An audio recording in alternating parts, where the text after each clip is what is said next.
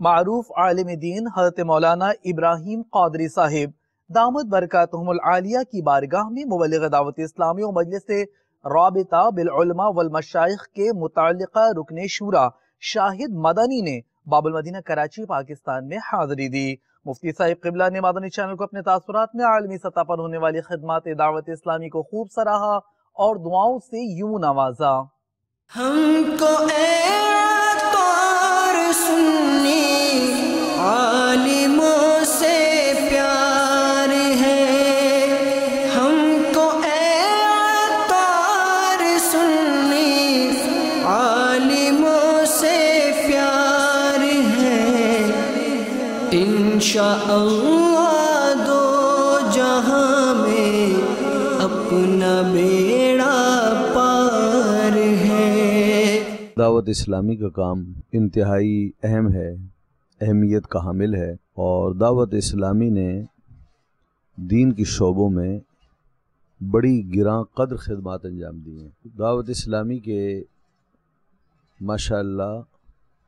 اشاعت دین کے حوالے سے جو کارہائے نمایاں ہیں، ان میں میرے نزدیک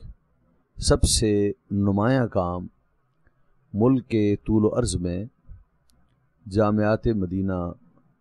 کا جو جال بچھایا گیا ہے وہ ہے۔ مجھے بہت ہی خوشی ہوتی ہے جب میں کہیں جاتا ہوں اور مجھے معلوم ہوتا ہے کہ یہاں جامعۃ المدینہ قائم ہے، تو میری دعا ہے کہ اللہ رب العزت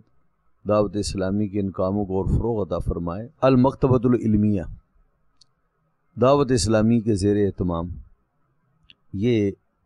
ایک علمی ادارہ ہے، تصنیفی ادارہ ہے، جہاں پر علماء اہل سنت کی اور حضرت امیر دعوت اسلامی حضرت مولانا محمد الیاس عطار قادری رضوی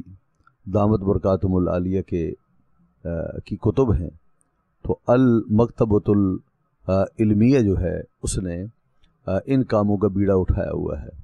جد الممتار